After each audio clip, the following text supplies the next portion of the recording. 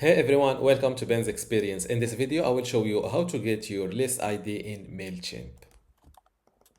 This is Mailchimp.com website, and first I will log in to my account by filling my username and password here. Click on login. Once you're inside your Mailchimp account, just click on all contacts below audience.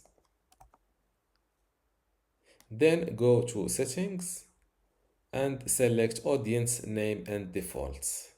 Before I continue this tutorial, I would like to let you know that you can get access to my Mailchimp online course today for free. Inside this course, you will learn many things, including how to set up your Mailchimp account, how to manage your audience inside Mailchimp, also how to create a campaign and manage it, how to create landing pages and forms, integration and API, email customization and personalization, export and download, and also troubleshooting and maintenance. To get all of this today for free, plus these online courses in my university, all you need to do is to go to university.bensexperience.com, link in the description. Without any further ado, let's continue our tutorial.